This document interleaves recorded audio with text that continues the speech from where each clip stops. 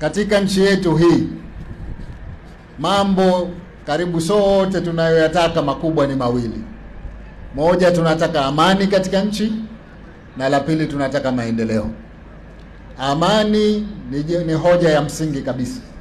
Na sisi wana CCM mara zote tunahimiza amani. Amani ndio ajenda yetu kuu katika mikutano yetu yote. CCM popote pale tukijinadi, tunainadi amani katika nchi, umoja wa wananchi, mshikamano, maridhiano katika nchi.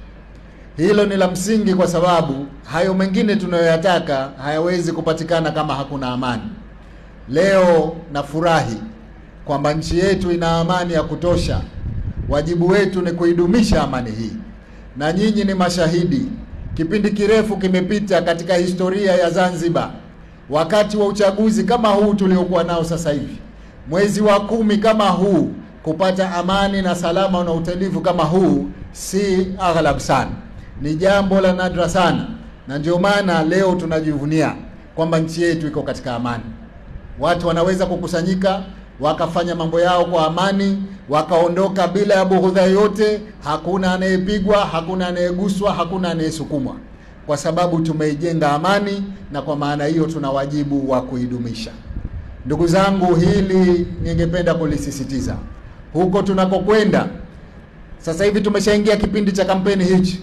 Tarehe 29 siku ya uchaguzi, na baada ya hapo itakuwa ni baada ya uchaguzi. Tuna wajibu wa kudumisha amani kipindi hichi cha kampeni.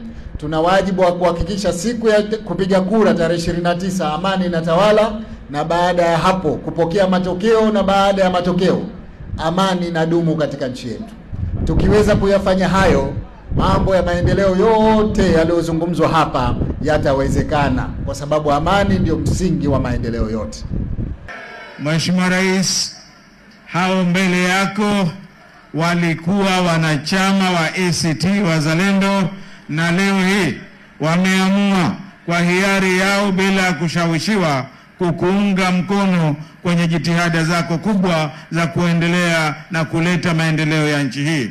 Idadi yao wapo 364 mbele yako.